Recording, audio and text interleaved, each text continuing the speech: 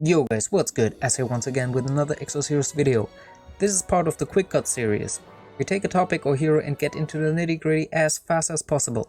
For heroes, we only showcase what is on my account. We quickly go over abilities while the animations play, show the stats and get into PvP. During the PvP, we discuss strengths, weaknesses and synergies. If you're new here, hit the subscribe button to not miss any future videos. This time, we talk about FC Uloom. Let's go!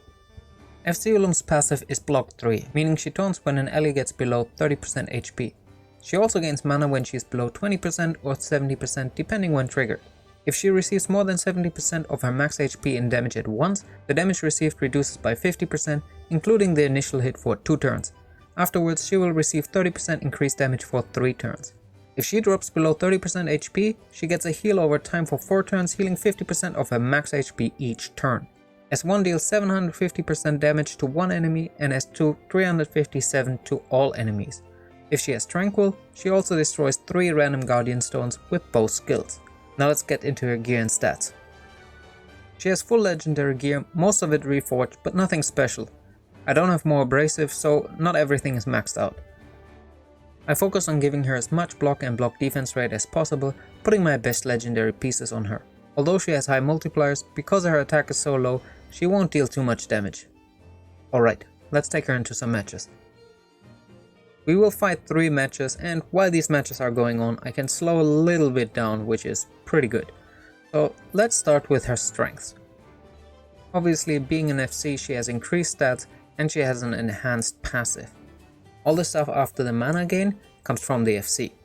She excels at being a tank for your team, having multiple ways of triggering damage reductions, heals over time, and protecting your team. Pretty awesome. Regardless of FC or not, she has the highest defense in the game. That means she is a natural born tank for any scenario. Her weaknesses are almost not there. She has a little bit low attack, however she is a tank, so it's not that bad. And for her passive, when she receives 30% increased damage, most of the time that won't even matter too much because she has done her job. Both of her abilities have really high mana cost, being at 4 and 5, so destroying the Guardian Stones is not as easy as you might think. Being a character that has an ability that calls for Tranquil, obviously she is a great pair for Bathory. Additionally, because Bathory prevents one-shots, she makes Uloom so much stronger. Whenever a character goes below 30 HP, Uloom's passive will kick in and thus prevent something like final hit damage, which would normally kill your champion. Other than that, I don't think there's any more special synergies. However, being the beast of a tank that she is, she can be brought into any team and will never disappoint. Mahar and her almost have the same stats, with the only difference that her multipliers are higher. So in that case, she can be a supporty kind of damage dealer, but both her skills have no support functionality left if not paired with Bathory. In general, she is still stronger than most other tanks, due to her passive taunting and making her survivable at the same time. So for the second match I decided to take out Bathory to make it a little bit more of a fair comparison. I also thought it would be funny to take another lolly into the match, being FC Valar that I recently pulled, and it didn't really matter too much. Both of them died fairly quickly because the enemy just nuked them down. Both of them, but my team is strong enough in general to survive most of their onslaught. So that's why I didn't just give up. But keep watching. As you can see, this team features a Diggers, which I have never seen. He's incredibly tanky and made this fight a little bit more difficult than I wanted it to be. Unfortunately, Uloom got broken here, which basically takes her completely out of the fight. Her passive won't trigger anymore, and yeah, she's kind of useless at that point, which demonstrates how fights sometimes can go. At this point, with both of my tanks dead, I really have to think what to do next to not just get slaughtered. So the best choice is kill Anastasia as quickly as possible. So for me, my top priority is not stack them up with too many dragon scales, which reduces the incoming damage, and also not trigger Wrath too often so that my team doesn't get killed.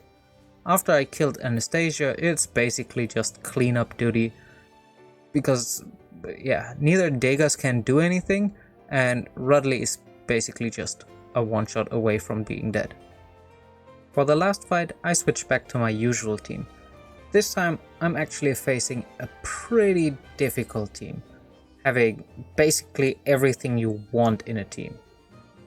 You have Garth and Rudley being an insane combination, FC Anastasia, FC Xeon providing the Dragon Blood, which makes it incredibly difficult to kill anybody, and then to top it off, a Bathory, which means I can't follow my usual protocol of just one by one just nuking them out.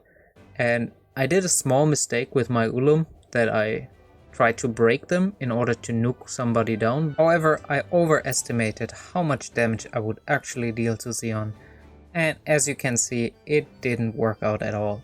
And from that point onwards, I just stacked too much Dragon Blood and it's a loss of a fight. It's really difficult to draw out these kinds of fights where you can't kill a single unit.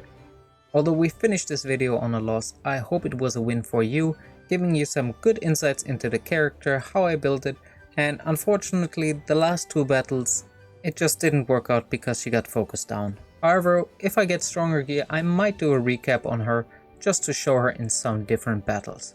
Let me know in the comments if you like this kind of format, and if you like my content in general, hit subscribe, give this video a thumbs up, it would help me out a lot. As always, I will see you in the next video, and until then, enjoy the grind.